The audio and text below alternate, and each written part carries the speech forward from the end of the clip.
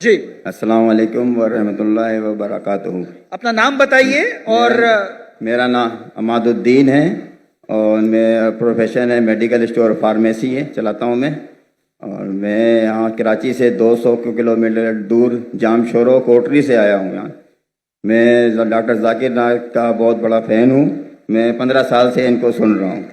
जी सवाल बताइए प्लीज। हाँ, सवाल ये है मेरा कि हमारे कुरान की आयत है अल राशी वल मुर्तशी किला हुमा फिन नार, रिश्वत देने वाला और रिश्वत देने वाला दोनों जहन्नमी हैं। तो हमारे मुल्क पाकिस्तान में काफ़ी इदारे हैं, मैं इदारे का नाम लेना नहीं चाहता, और हिंदुस्तान में भी होंगे और ममालिक मुल्क में भी रिश्वत देते होंगे। तो हमारे मुल्क में यहाँ बहुत एक छोटी सी काम की वजह से रिश्वत देना पड़ जाता है, ना चाहते हुए भी। तो फिर इसके लिए हमें क्या करिए? दोषी कौन है फिर, हम या जो जिसको दे रहे हैं वो?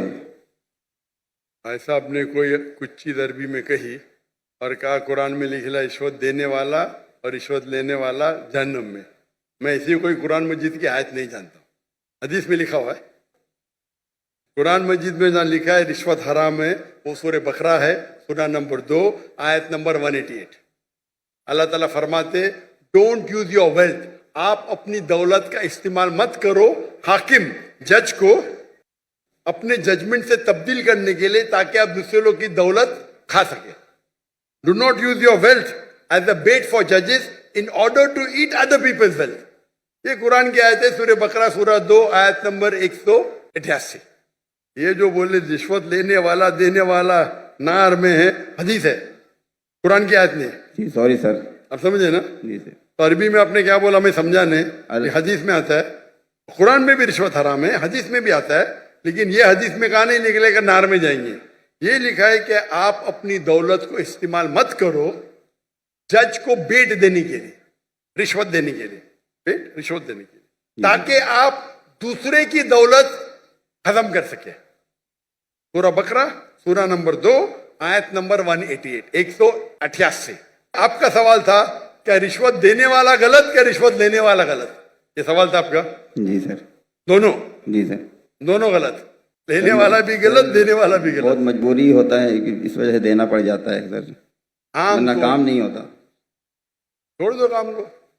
आम तौर के ऊपर रिश्वत देना हराम है, लेकिन ये आयत का आप मुताला करेंगे तो कई उलमा कहते इसमें लिखा है आप रिश्वत मत दो अगर आप किसका माल हड़प कर सके। तो कुछ रिश्वत जायज है, कुछ मिसाल के तौर पे आपका लाइसेंस नहीं बन रहा है और आप जानते हैं मैं गाड़ी चलाना जानता हूं, ये हर टाइम मुझे फेल करता है। जी सर। उसके पहले मिसाल दूंगा, मैं पहली बार जब पाकिस्तान आया था 1991 में 1991 में आया था मैं, तो मेरे पास बहुत लगे था, किताबें थे, कुरान थी। तो मैं ट्रेन में चढ़ा, ओवरवेट था, तो टीसी आता है, टिकट। उस टाइम तो कौन जाकिर नायक को जानता ही नहीं था, आज तो माशाअल्लाह जाऊंगा तो सब पहचानेंगे। उस टाइम कौन जानता ही नहीं था, टिकट ये क्या है, वजन करो ज्यादा हो गया। तो कूली मुझे बोला भाई साहब। जी सर। कूली ने बोला भाई साहब मुझे 50 रुपया दे दो मैं पास कराऊंगा। मैं बोला रिश्वत गलत है। तो वो टिकट वाले ने मुझे अंदर लेके गया, मैंने मेरी दावती काम शुरू किया। बाहर निकले, वो उसने कहा, वो टिकट कलेक्टर ने, एक शर्त पे आपको छोड़ूंगा, आपको मेरे साथ चाय पीना पड़ेगा। तो मैं बोला ठीक है। बाहर निकला चाय पी के, वो टिकट वाला कितना पैसा दिए? 100 रुपया दिए ना? नहीं दिया। कितना दिए? नहीं दिया। झूठ क्यों बोलता है? उसको यकीन ही नहीं कि टिकट वाला बिना पैसे मुझे छोड़ेगा। इतनी रिश्वत है यहाँ, आप समझे? जी सर। वो तो मुझे जानता ही नहीं था मैं डॉक्टर जाकिर नाइक हूं, बराबर ना? कितना पैसा दिया? नहीं दिया। कितना दिया? बोलो ना साहब। 200 रुपया दिया? नहीं दिया। बोलो ना साहब। झूठ क्यों बोलता है? मुझे झूठ बोलते अने सब पाकिस्तान को 100% पता है कि रिश्वत के बिना छोड़ेगा नहीं, लेकिन अल्लाह की जब मदद रहती है तो छूट सकता है। समझे आपने? मेरे पास कुरान की किताब थे, तर्जुमा थे, बांटने के लिए लेके आया था, समझे ना? तो ये गलत फहमी कि रिश्वत के बिना काम नहीं होता है। माशाल्लाह मुझे तो रिश्वत देता ही नहीं, लेकिन उलमा क्या कहते हैं कि अगर वो रिश्वत से आप दूसरे का हक नहीं मारते तो इजाजत है, मिसाल के तौर पे आपको लाइसेंस, गाड़ी का लाइसेंस है, आप गाड़ी चलाना जानते हैं, तो ये भाई रिश्वत दे के छोड़ेगा नहीं। आप रिश्वत देते तो आप गुनहगार नहीं, लेने वाला गुनहगार। सर यही पूछना था। लेकिन ये बहुत कम मौके से, बहुत कम। ओवरवेट के रिश्वत दूंगा तो मैं गुनहगार, क्योंकि मेरी गलती है। आप समझे ना? जी सर। अगर ओवरवेट को टिकट कलेक्टर में रिश्वत दिया, मैं क्या करूंगा? 500 दंड भरूंगा। मजबूरी क्या है भाई? ओवरवेट क्यों लेके गए आप? क्यों लेके गए? अभी आपको मिसाल दूंगा। मैं आ रहा था, हमारा 1000 किलो था। पीआई के मैंने सीईओ से बात किया हूं, नाम नहीं लेता हूं। कौन? सीईओ, कंट्री मैनेजर से बात किया, डॉक्टर साहब आपके लिए कुछ भी करूंगा। मैं बोला ठीक है भाई, 6 लोग जा रहे थे। मैंने बोला भाई 500-600 किलो ज्यादा है। हाँ हाँ डरो मत, मुझे 50% डिस्काउंट दूंगा। मैं बोला भाई 50% डिस्काउंट के बदले में और 4 लोग को लेके आऊं, और सस्ता पड़ेगा ना। बोला देने का तो फ्री दे, मतलब मत दे। ठुकरा दिया मैंने। पीआई पाकिस्तान एयरलाइन, अरे इंडियन में कोई भी गैर मुस्लिम मुझे देखेगा तो फ्री में छोड़ेगा। ये है इंडिया। गैर मुस्लिम डॉक्टर जाकिर नाइक को देखेगा, 1000 किलो 2000 किलो छोड़ देता है। ये पाकिस्तान है।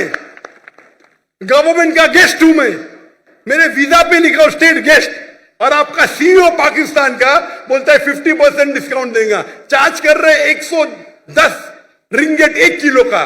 मुझे इतना दुख हुआ कि पाकिस्तान में मैं आ रहा हूं, doctor Zakir Naik state guest है, और वो 300 किलो छोड़ नहीं सकते, बोलते 50% डिस्काउंट देंगे। मुझे नहीं चाहिए तेरा डिस्काउंट। मैंने 6 लोग और लेके आ, मेरा सामान लेके आ। सच बोलने को मुझे दुख होता है, बट ये पाकिस्तान का हाल। इंडिया में वो हिंदू मुझे देखेगा, डॉक्टर साहब है, जो भी कहेंगे सच कहेंगे, सच के सिवा कुछ नहीं कहेंगे। ये इंडिया है। आज के तारीख में भी मोदी गलत है, इंडियन नहीं। इंडिया गलत नहीं है, मोदी गलत है। मोदी आज ये कल नहीं रहेगा। जो इज्जत मुझे इंडिया में मिलती है, पाकिस्तान के लोग चाहते, मुझे ये कहता हूं मैं, चाहते पाकिस्तान के लोग मुझे। नारे तकबीर, जाकिर नाइक से रिश्ता क्या? ला इलाहा इल्लल्लाह। जब हम दावत करते हैं ना इंडिया में, हिंदू लोग मेरे पांव छूते। मैं बोले भाई गलत है, भाई हराम है। बोलते डॉक्टर जाकिर नाइक की बैग नहीं खोलेंगे हम। इतने जगह में इंडिया से घूमा, 50 लोग को लेके गया, कभी ओवरवेट दिया ही नहीं मैंने। हिंदू लोग बोलते भाई ये तो भाई भगवान का आदमी है, मैनेजर है मैनेजर। यहां तो मैं सीईओ से बात करता है, अरे डॉक्टर साहब मैं आपका फैन हूं। ये हाल है, ये हाल है हमारे देश का। एक स्टेट गेस्ट आ रहा है, शूटिंग करने के लिए सामान लेके आ रहा है। इतनी अफसोस की बात है। पैसा कुछ नहीं है भाई, अफसोस होता है कि ये हाल है हमारे देश का, पाकिस्तान का, जिसको मैं दिल से चाहता हूं। मैं अगर हिंदुस्तान की हिजरत किया वो सिर्फ मोदी की वजह से। जो मजा वहां आता है, और मजमा इससे बड़ा 10-10 लाख, वो 1 लाख बोला, गलत बोला, 10-10 लाख। और उर्दू में बात करने क्यों लगा मैं? मेरे बॉम्बे के पुलिस कमिश्नर बोलते जाकिर भाई, वो जाकिर भाई बोलते एवरीवन लव्स यू, लेकिन मैं आपसे नाराज हूं। मैं क्यों नाराज है भाई? आपका मैसेज आप हिंदी में देना चाहिए, उर्दू में क्यों? आपके चाहने वाले इतने, आप उर्दू में तकरीर करो तो मैं खुश होऊंगा। तो क्योंकि बंबई का हिंदू पुलिस कमिश्नर 2004 या 5 की बात है, मुझसे जबरदस्ती करा आप हिंदी में उर्दू में तकरीर करो तो मुसलमान और हिंदू सुधरेंगे। और फिर मैं शुरू किया तकरीर करने का उर्दू हिंदी में, एक हिंदू के बोलने से, उसकी मोहब्बत से। तो हिंदू और मुस्लिम में इतना अच्छा भाईचारा इंडिया में, ये कुछ पॉलिटिशियन का प्रॉब्लम है, पॉलिटिशियन। तो मुझे मोदी से गिला शिकवा है, तो मोदी अगर गलत है तो इंडिया को क्यों गलत करे भाई? मोदी गलत है, और इंशाल्लाह आगे रहेगा नहीं, इंशाल्लाह। आप समझे ना? तो आप अगर देखेंगे कि वहां भी हम जितने बड़े प्रोग्राम हम मुंबई में कि दुनिया में किधर नहीं किए, वो मोदी ने आके बन गया। हम बड़े बड़े कॉन्फ्रेंस किए माशाल्लाह। तो ये पॉलिटिक्स, और मैं पॉलिटिक्स के करीब भी नहीं हूं। तो जहां तक के रिश्वत का सवाल है, आपका अगर कोई चीज अटक गया जो हक है, उसमें अगर रिश्वत देते, बहुत कम टाइम ऐसा होता है, और तो रिश्वत लेने वाला गलत देने वाला को अल्लाह ताला इंशाअल्लाह माफ करेगा, मैं लेकिन वो भी नहीं मानता हूं। लेकिन अक्सर इंडिया में, पाकिस्तान में जानता नहीं हूं मैं, इंडिया में मैं कहता हूं क्या करप्शन है। आप जानते पाकिस्तान में शायद और है। कोई भी मुस्लिम अगर 2 लाख रुपए से ज्यादा कमाता है और धंधा करता है, 95% वो हराम करता है, रिश्वत देता है। आप समझ रहे? रिश्वत के बिना गाड़ी चलेंगी ही नहीं। रियल एस्टेट के अंदर इंडिया में रिश्वत हो तो मैं मेरे बहुत से धंधे माशाल्लाह, कोई भी धंधे में रिश्वत देता नहीं हूं मैं, कोई धंधा करता ही नहीं। क्या मजबूरी? रियल एस्टेट में रिश्वत, जो अक्सर धंधे में रिश्वत। हमारा मेडिकल प्रोफेशन था माशाल्लाह, उसमें भी रिश्वत है। अगर मैं रिश्वत दूंगा तो 5 गुना ज्यादा कमाऊंगा। अरे अल्लाह ताला झोली में डालता है तो क्या रिश्वत देना? पैसे की मोहब्बत ही क्या? तो अक्सर लेकिन जितने रिश्वत होते धंधे वाले, बिजनेस के, ये 95% हराम है। अगर आप बिजनेस में आपका लाइसेंस पास करते, आप दूसरे के लाइसेंस को रोक रहे,